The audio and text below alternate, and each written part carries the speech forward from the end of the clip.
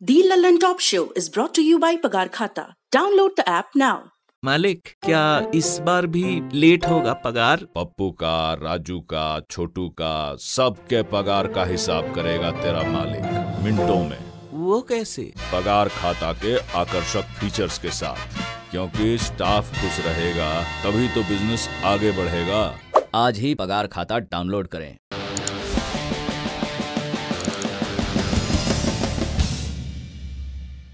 नमस्ते, सौरभ द्विवेदी नाम है हमारा और आप देखना शुरू कर चुके हैं लल्लन टॉप शो। संसद के उच्च सदन राज्यसभा में आज टीएमसी के वरिष्ठ सांसद उन्होंने अपनी अंतरात्मा की आवाज सुनकर इस्तीफा दिया। इस्तीफे के पीछे अंतरात्मा की आवाज थी या राजनीतिक निहितार्थ है? क्या बीजेपी ने ममता बनर्जी के किले में एक और सुराग कर दिया? इस पर आज बात करेंगे। ये भी बताएंगे कि आज देश की वित्त मंत्री ने राज्यसभा में दामाद का जिक्र क्यों किया। कोरोना की जांच को लेकर देश के एक राज्य में फर्जीवाड़े का खुलासा हुआ है, कुछ ऐसा जो हमें और कोरोना मरीजों के आंकड़ों और जांचों के सही गलत होने पर सब पर शक करने को मजबूर करता है। इस पर भी तफसील से बात होगी, लेकिन सबसे पहले दिन का वीडियो। चाइना के सामने नरेंद्र मोदी ने अपना सिर झुका दिया, मत्था टेक दिया। हमारी जमीन फिंगर 4 तक है। नरेंद्र मोदी ने फिंगर 3 से फिंगर 4 की जमीन, जो हिंदुस्तान की पवित्र जमीन है, वो चाइना को पकड़ा दी है। यह पहली बात है। दूसरी बात, जो स्ट्रेटेजिक एरिया है डेप्सांग प्लेन्स का, जहां चाइना अंदर आया है, उसके बारे में एक शब्द नहीं बोला डिफेंस मिनिस्टर ने। वहां बैठे हुए हैं। गोगरा और हॉट स्प्रिंग्स के बारे में एक शब्द नहीं बोला, वहां बैठे हुए हैं। सच्चाई यह है कि हमारी जो पवित्र जमीन है नरेंद्र मोदी ने चाइना को दी है। आज सुबह कांग्रेस के नेता राहुल गांधी ने प्रेस कॉन्फ्रेंस की। इसमें उन्होंने मोदी सरकार पर यह आरोप लगाए। राहुल का यह बयान रक्षा मंत्री राजनाथ सिंह द्वारा कल संसद में दिए गए बयान पर था, जिसमें रक्षा मंत्री ने चीन के साथ हुए समझौते के बारे में बताया था। उन्होंने बताया था कि पैंगोंग त्सो पर भारत फिंगर 3 और चीन फिंगर 8 तक रुकेगा। राहुल गांधी ने आज इसी पर सवाल उठाया, पूछा कि हमारी जगह जो पहले फिंगर 4 पर थी तो सरकार ने अब फिंगर 3 पर सहमति क्यों दी? प्रधानमंत्री और रक्षा मंत्री ने भारतीय जमीन को चीन के हवाले क्यों किया? राहुल गांधी नेता हैं, उनका बयान भी नेता टाइप है। उन्होंने जो कहा वो समय से पहले कह दिया। रक्षा मंत्री बता चुके हैं चीन से बातचीत चल रही है। अगर बातचीत के बाद भी वही स्थिति रहे जिसका जिक्र राहुल कर रहे हैं, तब यह बयान आता तो बेहतर होता। तमाम राजनीतिक टिप्पणीकारों ने कहा कि कांग्रेस के नेता का बयान जल्दबाजी में है, कि देश की सुरक्षा से जुड़ा और संवेदनशील मसला है। रक्षा मंत्री ने स्पष्ट किया कि डिसएंगेजमेंट की कार्रवाई अभी चल रही है। यह था आज का दिन का वीडियो। अब बढ़ते हैं सुर्खियों की तरफ। पहली सुर्खी दिल्ली से है। दिल्ली के मंगोलपुरी इलाके में रिंकू शर्मा नाम के एक युवक की चाकू मारकर हत्या कर दी गई। 25 साल का रिंकू एक प्राइवेट हॉस्पिटल में लैब टेक्नीशियन का काम करता था। रिंकू के अलावा परिवार में 2 छोटे भाई और माता पिता हैं। रिंकू के भाई के मुताबिक एक बर्थडे पार्टी से लौटते समय पड़ोस में रहने वाले एक युवक और उसके साथियों से झगड़ा हो गया। झगड़ा बढ़ा तो रिंकू भागकर घर आया। रिंकू के भाई ने बताया कि वो लोग पीछा करते हुए घर तक आए। घर पर भी रिंकू के साथ मारपीट की और चाकू से हमला किया। रिंकू को अस्पताल ले जाया गया, जहां उसकी मौत हो गई। इस घटना पर बात करते हुए रिंकू की मां ने बताया कि आरोपियों के साथ 6 महीने पहले भी उसका झगड़ा हुआ था। तब रिंकू राम जन्मभूमि शिलान्यास के एक धार्मिक जुलूस में शामिल था। हालांकि बाद में दोनों पड़ोसियों के बीच सुलह हो गई। परिवार का आरोप है कि रिंकू की हत्या इसलिए हुई क्योंकि वो बीजेपी से जुड़ा था और राम मंदिर निर्माण के कार्यक्रमों में बढ़ चढ़कर हिस्सा ले रहा था। लेकिन दिल्ली पुलिस के पीआरओ चिन्मय बिस्वाल ने बताया कि प्रारंभिक जांच में पता चला है कि झगड़ा रेस्टोरेंट के बिजनेस को बंद करने को लेकर हुआ था। पुलिस ने एफआईआर दर्ज कर ली है और 4 आरोपियों दानिश, मेहताब, जाहिद और इस्लाम को गिरफ्तार कर लिया है।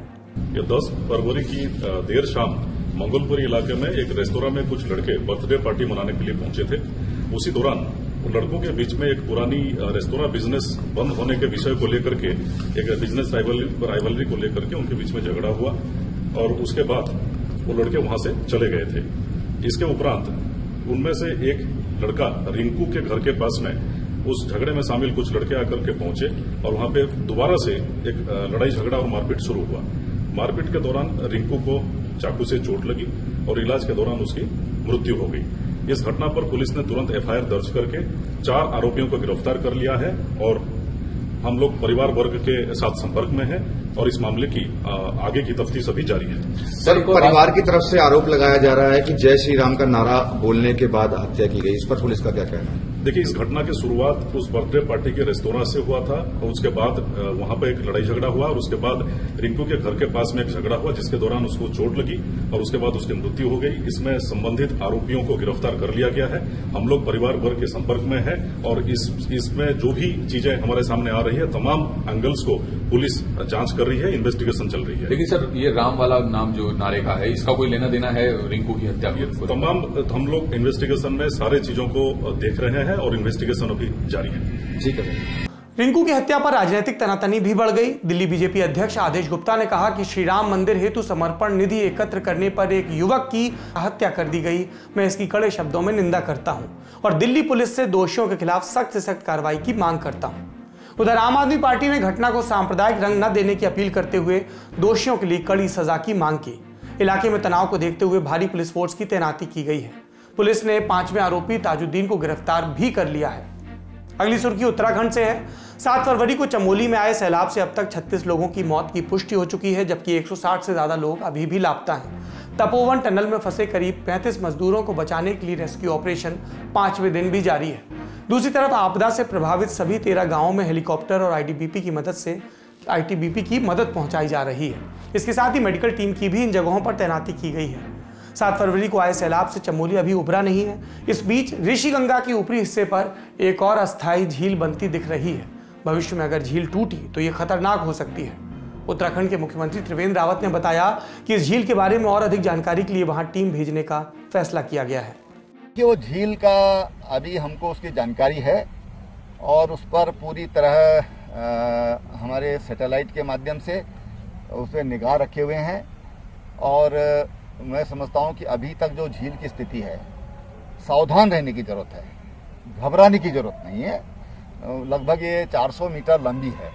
गहराई का अभी इसमें ज़्यादा अनुमान नहीं आ रहा है, लेकिन जो उसमें जो मुहाने पर जो सिल्ट आया है ऋषिगंगा से और जो रॉथिंग गार्ड जो है तो उसको उसने पुश किया है। उसके कारण वहाँ पर लगभग एक 12 मीटर उसकी हाइट नज़र आ रही है, लेकिन पानी उसमें कितना है अभी वो क्लियर नहीं हुआ है। तो आज भी वहाँ पर टीम जा रही है, वैज्ञानिकों की भी टीम जा रही है और कुछ प्रयास हो रहा है कि कुछ लोग वहाँ पर उनको ड्रॉप किया जाए हेलीकॉप्टर के माध्यम से। तो एयरफोर्स उसके लिए तैयार है, लेकिन हमारे पास उसके लिए देखना होगा कि हमारे पास उसके ट्रेंड लोग हैं कि नहीं है। तो उसके लिए कहा गया कि कोई ट्रेंड लोग हमारे पास हैं तो उनको वहाँ पर ड्रॉप करके और 3-4 घंटे वहाँ पर पूरा उसका अध्ययन करके और फिर रिपोर्ट सरकार को दे। ये वहाँ पर प्रयास चल रहा है। अगली सुर्खी पेट्रोल और डीजल की कीमतों में होने वाले खेल से जुड़ी है। कंट्रोलर एंड ऑडिटर जनरल यानी CAG ने पेट्रोलियम कंपनियों की ऑडिट में पाया कि कंपनियां ग्राहकों से ओवरचार्ज कर रही हैं, यानी तय दाम से ज्यादा वसूलती हैं। कैग की ये ऑडिट 2014-15 से 2017-18 के बीच की है। 9 फरवरी को कैग ने ऑडिट रिपोर्ट संसद के पटल पर रखी। कैग ने डेली प्राइसिंग सिस्टम यानी हर रोज कीमतें निर्धारित करने वाले सिस्टम में कई खामियां पाई, जैसे कीमतों को बदलने में निरंतरता की कमी, कनेक्टिविटी की कमी और ऑटोमेटिक सिस्टम में गड़बड़ी की वजह से ओवरचार्जिंग। कैग ने रिपोर्ट तैयार करने के लिए 3 पेट्रोल कंपनियों के 188 आउटलेट्स पर नजर रखी। इनमें से 91 आउटलेट ऐसे थे जिन्होंने सुबह 6 बजे के बाद कीमतें नहीं बदली। हर रोज सुबह 6 बजे पेट्रोल डीजल की नई कीमतें लागू होती हैं, लेकिन इन आउटलेट्स ने ऐसा नहीं किया, यानी कि इन्होंने ग्राहकों को पुराने रेट पर तेल बेचा। कैग की रिपोर्ट के मुताबिक ऐसा 3463 बार हुआ कि आउटलेट्स ने तेल की कीमतों को बदलने में मुस्तैदी नहीं दिखाई। कैग ने रिपोर्ट में पाया कि 95 बार डीलर्स ने दाम दिन के प्रचलित खुदरा मूल्य से ज्यादा किया, ग्राहकों से ओवरचार्जिंग की। कैग ने इसे मार्केटिंग डिसिप्लिन गाइडलाइंस यानी बाजार के अनुशासन नियमों का गंभीर उल्लंघन बताया। चौथी सुर्खी तमिलनाडु से है। तमिलनाडु के विरुद्धनगर में एक पटाखा फैक्ट्री में आग लगने से 11 लोगों की मौत हो गई और 4 लोग गंभीर रूप से घायल हो गए। मौके पर दमकल की आधा दर्जन से ज्यादा गाड़ियां हैं। आग बुझाने की कोशिश जारी है, लेकिन फैक्ट्री के अंदर से बार बार धमाके की खबरें आ रही हैं। प्रधानमंत्री नरेंद्र मोदी ने घटना पर दुख व्यक्त किया और पीड़ितों के लिए प्रधानमंत्री राष्ट्रीय राहत कोष से मुआवजे की घोषणा की। ये थी आज की सुर्खियां। अब चलते हैं दिन की बड़ी खबर की तरफ। बड़ी खबर में बात संसद की कार्यवाही की। राज्यसभा में आज बजट पर बहस हुई और बहस के दौरान एक सांसद ने सभापति से 5 मिनट का वक्त मांगा। इन सांसद की पहचान इस तरह से है कि ये ममता बनर्जी की पार्टी तृणमूल कांग्रेस के वरिष्ठ नेता हैं, देश के रेल मंत्री रह चुके हैं। नाम है दिनेश त्रिवेदी। राज्यसभा में इन्होंने कहा कि एक बहुत गंभीर बात कहनी है और दर्शन शास्त्र की ऐसी ऊंची बातों से भूमिका बांधी कि लगा कि आज ये कुछ बहुत बड़ा कहेंगे। तो क्या कहा दिनेश त्रिवेदी ने? हम आते हैं उस देश से जहां रविन्द्रनाथ टैगोर, सुभाष चंद्र बोस, खुदीराम और वो जो कविता होती है ना कि एमुन देश कोथाय पा खुजे पाबे गो ना गो तुमी, सेजे होच्छे आमार जन्मभूमि। असल में हम जन्मभूमि के लिए ही है और कुछ नहीं। और मुझसे ये देखा नहीं जा रहा कि हम करें तो क्या सीमित है। एक पार्टी में है तो पार्टी की डिसिप्लिन है और I am grateful to my party that they have set me here. मगर मुझे अब थोड़ी घुटन महसूस होती है कि हम कुछ कर नहीं पा रहे, उधर अत्याचार। तो मेरी आत्मा की आवाज आज ये कह रही है, और वो स्वामी विवेकानंद जो कहते थे, arise awake and stop not till the goal is reached. तो आज मुझे आत्मा ये कह रही है कि यहां बैठे बैठे यदि आप चुपचाप रहो और कुछ नहीं कह सकते हो, उससे अच्छा है कि यहां से आप त्याग पत्र दो और जाके बंगाल की भूमि में इसके लिए भी एक ड्यू प्रोसेस है। माननीय चेयरमैन साहब को कहता हूं, मैं आज यहां से इस्तीफा दे रहा हूं और देश के लिए, बंगाल के लिए हमेशा इसके लिए भी एक ड्यू प्रोसेस है। माननीय चेयरमैन साहब को आप बंगाल में हो रही राजनीतिक हिंसा से दम घुटने की बात कहकर दिनेश त्रिवेदी ने राज्यसभा से इस्तीफा दे दिया। त्रिवेदी के मुताबिक उन्हें आज राज्यसभा में बैठे बैठे ही अंतरात्मा की आवाज सुनाई दी। हालांकि उनके इस राजनीतिक फैसले को समझने के लिए बहुत दिमाग नहीं चाहिए, खासकर तब जब बंगाल में विधानसभा का चुनाव नजदीक हो और टीएमसी के कई नेता पार्टी छोड़कर बीजेपी में शामिल हो चुके हों। राज्यसभा में आज इस्तीफे का ऐलान करने से पहले दिनेश त्रिवेदी ने बुधवार को ही ट्विटर पर कुछ संकेत दिए थे। उन्होंने नरेंद्र मोदी के लोकसभा में बयान वाले ट्वीट को रिट्वीट कर सरकार की तारीफ में कुछ शब्द लिखे थे। राजनीतिक पंडितों ने इसके माने निकालने शुरू भी कर दिए थे। राज्यसभा से इस्तीफा देने के बाद जाहिर है कि वो टीएमसी से भी इस्तीफा देंगे और किस तरफ रुख करेंगे इसका अनुमान हम सबको है। तो क्या ममता बनर्जी और टीएमसी को उनके इस्तीफे की पहले से खबर थी? इस सवाल पर टीएमसी के सांसद डॉक्टर शांतनु सेन ने इंडिया टुडे कॉन्क्लेव में क्या कहा, सुनिए। We might be having some personal agenda. He probably was having some discussion with the BJP leaders since long. We were getting some indirect indications, but as you know, our motherly leader Mamata Banerjee, she always gives opportunities till the final moment. She never throws anyone away. It's his or her personal decision, personal equation, personal calculation. But one thing, one second, you must appreciate that though he got defeated in last Lok Sabha election, even then he was rewarded with this Rajya Sabha seat. Now it's up to his decision what he did. Dinesh Trivedi के इस्तीफा देते ही BJP नेताओं ने उनकी तारीफ भी शुरू कर दी। बीजेपी के महासचिव और पश्चिम बंगाल में पार्टी के प्रभारी कैलाश विजयवर्गीय का यह बयान सुनिए।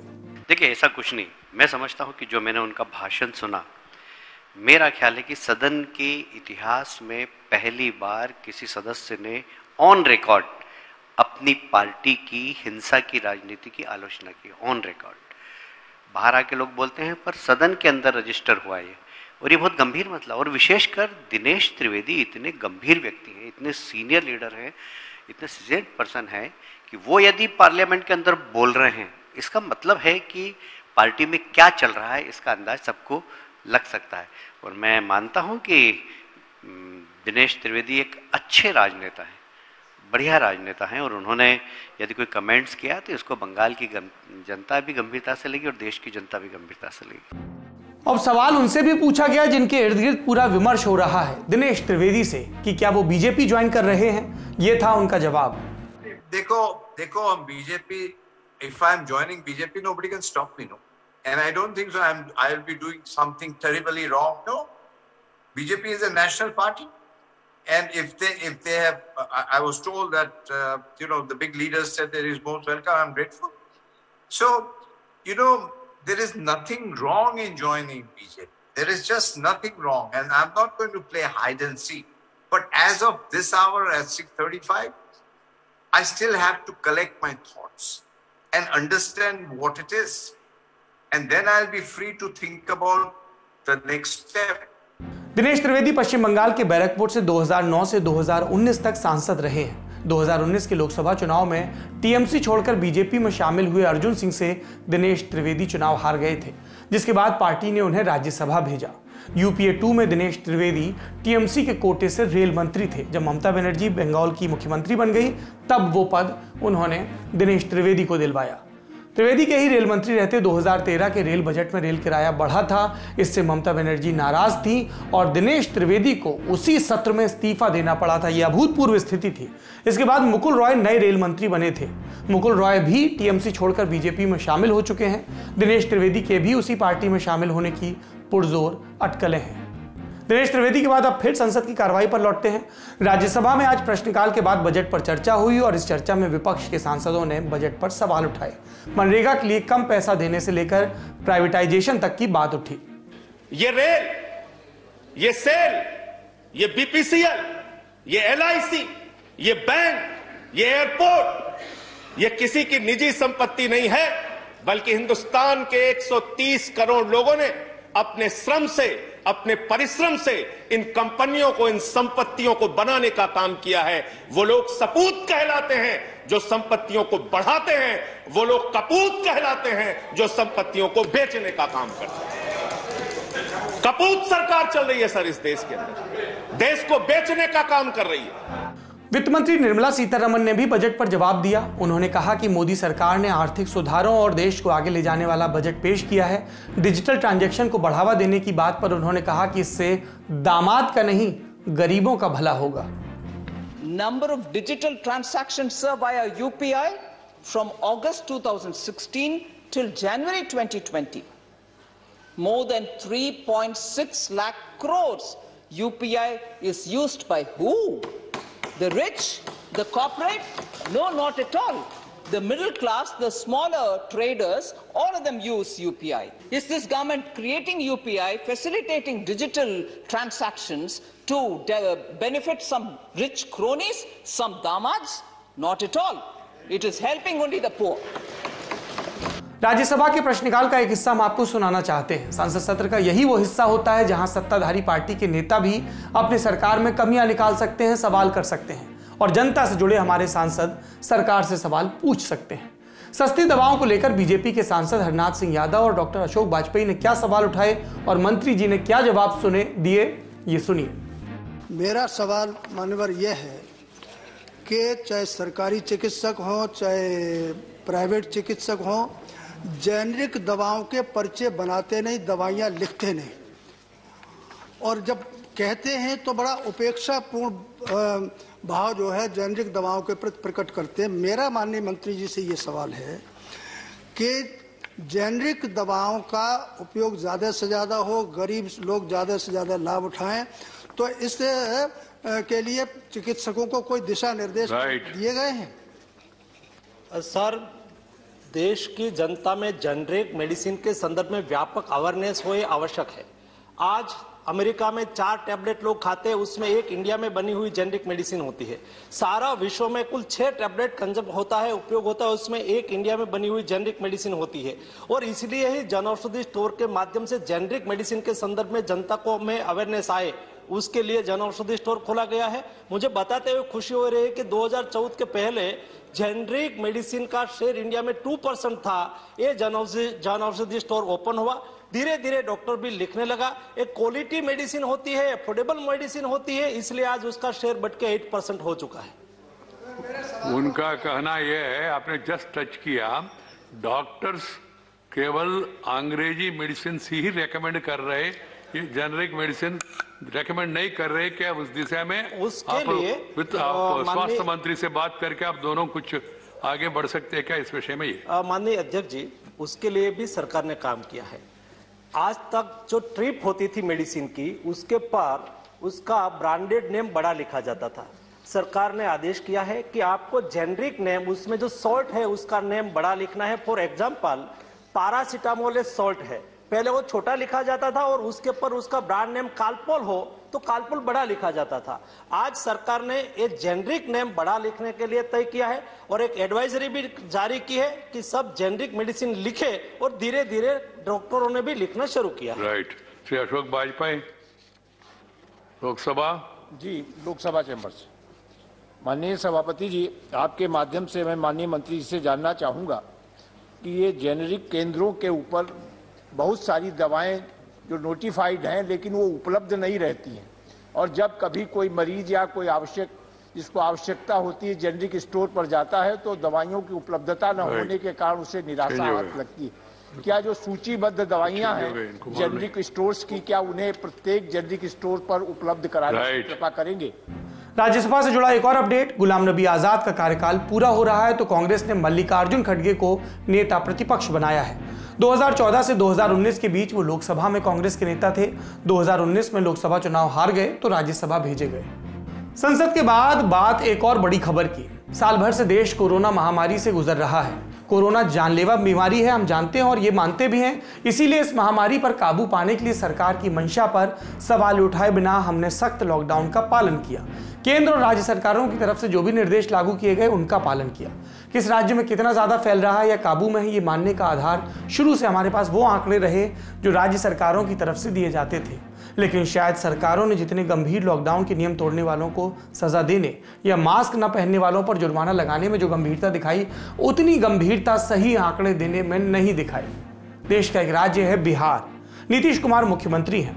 बिहार देश के उन राज्यों में था जहां कोरोना के सबसे ज्यादा केस आ रहे थे, लेकिन फिर कोरोना की जांच करने वालों ने ऐसे मंत्र फूंके कि कोरोना पॉजिटिव वालों की संख्या तेजी से कम हो गई।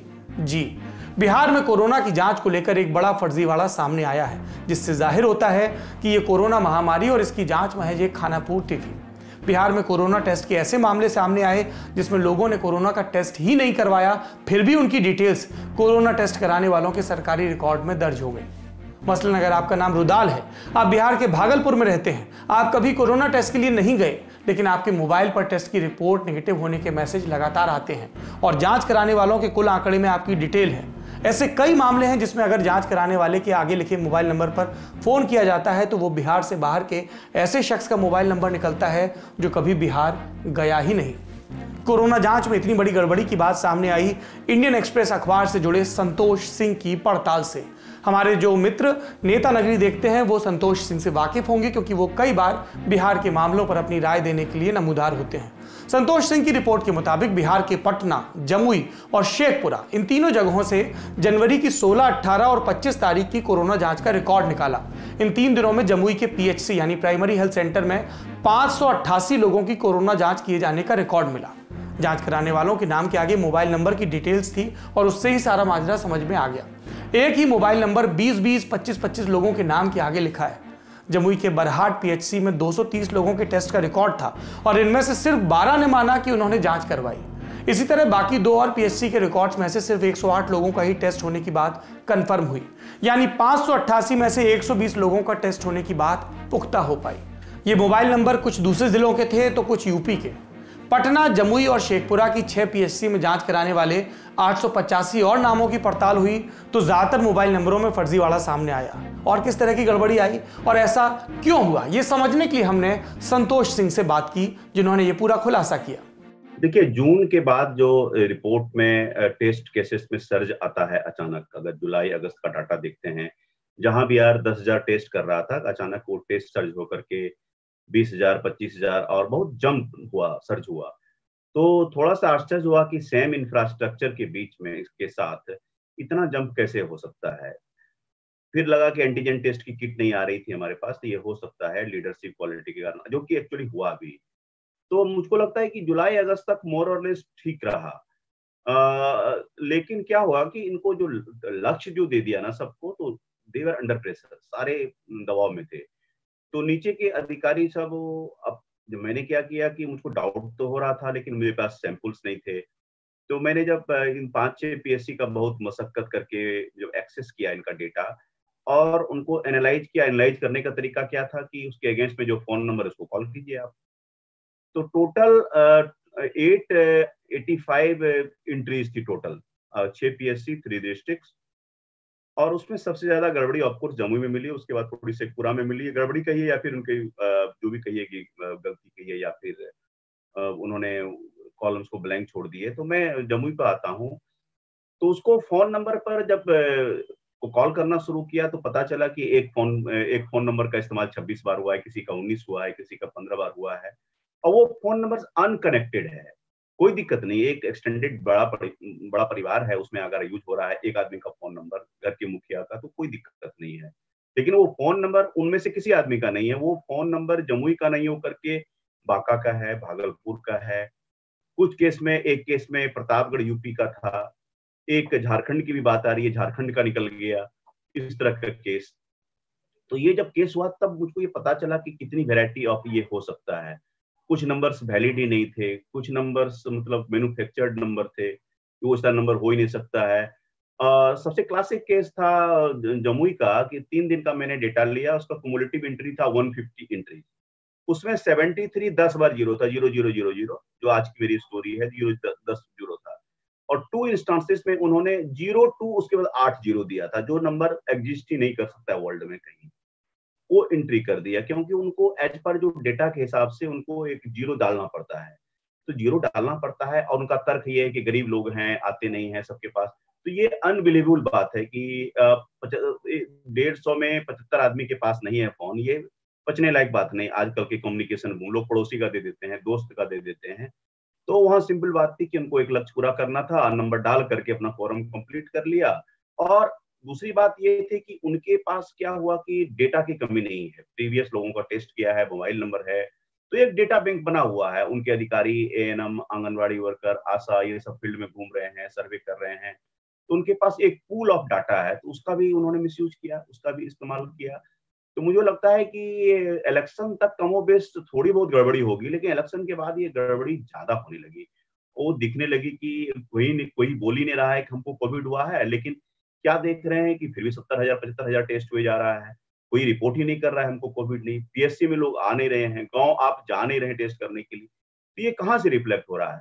ये जब मेरा बहुत छोटा सैंपल है, मैंने उसको एसेस किया तो मुझको एक बीमारी का पता चला कि ये डाटा मैनिपुलेशन इस लेवल पर हुआ है, जिसको मोर और लेस गवर्नमेंट प्राइवेटली उसको एक्सेप्ट करती, पब्लिकली भी एक्सेप्ट करती है। जब आपने 9 लोगों को सस्पेंड कर दिया तो हम मान रहे हैं कि आप प्राइम पैसे मान लिया, और चीफ मिनिस्टर ने खुद कहा कि हम थॉरो इन्वेस्टिगेशन, हमको एश्योरेंस दिया गया है कि हेल्थ डिपार्टमेंट इंटरनली इसको करवाएगी। मुझको लगता है कि PSC लेवल पर ज्यादा हुआ, लेकिन ये बात हो नहीं सकती है कि ऊपर के लोगों को इसकी जानकारी नहीं है। मुझे कुछ बड़े अधिकारी से बातचीत हो रही थी, IS लेवल के अधिकारी से, तो उन्होंने कहा कि नहीं, ये जो जितनी इन्वेस्टिगेशन में जितनी तरह की बातें आई है, ये लगभग बिल्कुल सारे कमोबेश सब जगह सही है। अब शेखपुरा में क्या किया उन्होंने, मोबाइल ब्लैंक छोड़ दिया। मैं ये नहीं कह रहा हूँ कि जो ब्लैंक छोड़ा आपने टेस्ट नहीं किया है, मैं ये कह रहा हूँ कि स्टैंडर्ड फॉर्मेट में आपको उसको मोबाइल नंबर देना था। कुछ तो पता चलेगा ना कि भाई किसी का जांच हुआ तो वो कौन है, उसकी वेरासिटी क्वेश्चनेबल है। कुछ तो होता, आधार कार्ड होता, पैन होता, ड्राइविंग लाइसेंस होता, बैंक पासबुक होता, कुछ भी होता जिससे कि वेरीफाई हो जाता कि इसी आदमी का जो टेस्ट हुआ है जो वो जेन्युइन आदमी है। सरकार के स्तर पर अच्छी खासी कार्रवाई हो रही है। 2-3 दिन से काफी हलचल है। स्टेट सेक्रेटेरिएट में दिल्ली तक बात पहुंच गई है। आज आपने देखा कि आज राज्यसभा में 0 आवर में RJD के मनोज झा ने उठाया इस बात को, उस पर वेंकैया नायडू ने उस चीज का संज्ञान लेते हुए केंद्रीय स्वास्थ्य मंत्री हर्षवर्धन को कहा कि इसको आप दिखवा लीजिए। उसके बाद केंद्र से रिपोर्ट तलब हो गई है। यहाँ 9 लोगों को, जमुई के खास करके 3-4 बड़े अधिकारियों को, including civil surgeon, district program manager, इन लोगों को सस्पेंड कर दिया गया है। तो ये सब हो रही है, लेकिन सिर्फ ये एक जिले की बात नहीं है। सरकार को इंटरनल प्रोब पूरे बिहार का करवाना चाहिए, अगर उनको पूरी तरह पूरा सच जानना है कि क्या हुआ। हमने तो उनको एक तरह से क्लू दिया है। अब बात आती है कि इतनी बड़ी गड़बड़ी का जिम्मेदार कौन है। अलग अलग PHC में हुए कोरोना जांच की डिटेल्स जिला हेडक्वार्टर में भेजी जाती हैं, जहां data entry staff online system में रिकॉर्ड भरता है। अखबार के मुताबिक डेटा एंट्री स्टाफ ने PHC के स्वास्थ्य कर्मियों को गड़बड़ी के लिए जिम्मेदार बताया। उनका कहना है कि PHC की तरफ से मोबाइल नंबर नहीं दिए गए थे, और क्योंकि ऑनलाइन सिस्टम में मोबाइल नंबर भरना होता है, इसलिए कई नामों के आगे 10 0 भी भरने पड़े। इस पूरे मामले की जांच के आदेश बिहार सरकार ने दिए हैं। विडंबना यह है कि राज्य के स्वास्थ्य विभाग में कोरोना टेस्ट को लेकर इतनी बड़ी गड़बड़ी हुई और सरकार के आला अधिकारियों को इसकी भनक तक नहीं लगी। सर, कोरोना डेटा में जो गड़बड़ी की शिकायत आ रही है, ये हमने अभी देखा है जब चल रहे थे वहां से, ऐसा कुछ नहीं। तो हमने तुरंत पूछा है जो हमारे प्रधान सचिव है, उनसे हमने पूछा कि क्या बातचीत है, इस तरह की खबर देख रहे हैं कि ऐसा कुछ क्या हुआ है। तो उन्होंने कहा कि नहीं, हम लोग पूरी जांच कर लिए और हमको बताया कि 22 जिला का देख चुके हैं, एक जगह कहीं कोई देखा गया है, उसके बारे में तत्काल हम लोग कार्रवाई भी कर रहे हैं इन सब चीजों के बारे में। और जिस अखबार में आया था उनके पत्रकार से भी उनकी पहले बातचीत हुई है और पूरा का पूरा सब तरह से लगे हुए हैं। पूरी रिपोर्ट ये लोग वहां भी भेज दिया। शायद पार्लियामेंट में राज्यसभा में सवाल को किसी ने उठाया था कि एक माननीय सदस्य ने उठाया था, तो इसको लेकर के ये बात आई है। उसके पहले किसी एक समाचार पत्र में छपा था। तो इन लोगों ने पूरी बात की और हमको देखते ही हमने पूछा कि क्या मामला। वैसे आप जानते हैं कि मेरे पास तो प्रतिदिन शाम कहाँ कितना जांच हुआ, किस जिले की क्या स्थिति है, कितने लोग प्रभावित हैं, कितने लोग ठीक हो गए हैं, एक एक डिटेल हमारा तो शुरू से। कभी आप लोगों को फुर्सत होगा तो हम दिखा देंगे कि डे 1 से पूरा का पूरा, और हमारे पास वो समूचा एक एक चीज रखा हुआ। तो हम तो देखते ही रहते हैं। लेकिन ऐसी कोई बात है कि किसी के बारे में जांच नहीं किया और उसके बारे में लिख दिया कि जांच की है, ये तो गलत बात होगी ना। तो ऐसे लोगों पर तो कार्रवाई होगी। लेकिन ये पूरी की पूरी जांच कर रहे हैं। एक आध जगह के बारे में उनको, इन लोगों को एक लगा है, उसके बारे में पूरी जांच कर रहे हैं और हमको पूरी जानकारी उन लोगों ने दी है, स्वास्थ्य विभाग के प्रधान सचिव ने। जैसे ही हम तुरंत पूछ रहे थे, जब हम वहाँ से चले हैं तब भी पूछे और उसी के बाद उन्होंने पूरा जानकारी दी। और अब तो आए हैं तब तो पूरा डिटेल और बताएंगे। और आज भी उन्होंने कहा कि बाकी जगहों पर भी आज ही हो जाएगा और दिन में ही 12 बजे केंद्रीय स्वास्थ्य मंत्री जी को भी भेज दिया है। इन्होंने कहा कि वहाँ के स्वास्थ्य विभाग के सचिव को भी केंद्र सरकार को भेज दिया है, भेज दिया। अगर पार्लियामेंट में कोई सवाल उठा है तो सारी बातें। सिर्फ 6 PHC के 885 नामों में ही इतनी गड़बड़ी होने का अर्थ ये भी लगाया जा सकता है कि प्रदेश के और भी जिलों में गड़बड़ी हुई होगी। हुई है या नहीं, ये कहने के लिए हमारे पास प्रमाण नहीं, पर सरकार के पास संसाधन है। सरकार जांच करवा सकती है। आंकड़ों पर शक की वजह तो है, इसकी जांच जरूरी भी है। एक सैंपल आपको इस रिपोर्ट से दिख गया।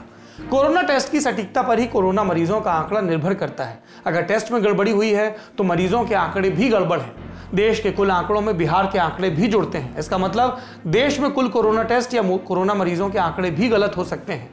और सरकारी विभागों में गड़बड़ी का चातुर्य दिखाने की कला सिर्फ बिहार में तो है नहीं, हो सकता है और भी राज्यों में इस तरह की खानापूर्ति हुई हो। बिहार के पड़ोसी राज्य झारखंड ने भी सभी जिलों में जांच के आदेश दिए हैं। और भी राज्यों में जांच होनी चाहिए और जो भी अफसर या कर्मचारी इतनी गंभीर बीमारी के आंकड़ों में लापरवाही करते पाए जाएं, उनके खिलाफ सख्त कार्रवाई होनी चाहिए। खबरें यहां पर खत्म होती हैं, लेकिन सकारात्मकता वाली खबर अभी बाकी है। पॉजिटिव न्यूज में आज बात 2 युवा किसानों की। हरियाणा के हिसार जिले के रहने वाले 2 भाई नवीन और प्रवीण, इन्होंने एरोफोनिक विधि से अपने घर की छत पर केसर की खेती कर सबको चकित कर दिया। दोनों भाइयों ने इस खेती के जरिए 6 से 9 लाख रुपए तक का मुनाफा भी कमाया। दोनों भाइयों ने खेती की सारी जानकारी YouTube और Google के जरिए ली और दिखाया कि अगर मेहनत और निष्ठा और प्रयोगधर्मिता को अपनाया जाए तो असंभव कुछ भी नहीं। ये था आज का ललन टॉप शो। अपना और अपनों का ख्याल रखिए। शुभ रात्रि। सब कुछ आजमाया और तब मैंने माना कि सिर्फ सच्ची सहेली ही है महिलाओं के उन मुश्किल दिनों की हर समस्या, जैसे कठिन दर्द, अनियमितता, खून की कमी, थकान व कमजोरी जैसी सभी प्रॉब्लम्स के लिए नंबर 1 औषधि एवं टॉनिक सच्ची सहेली। महिलाओं के लिए सबसे भरोसेमंद औषधि एवं टॉनिक।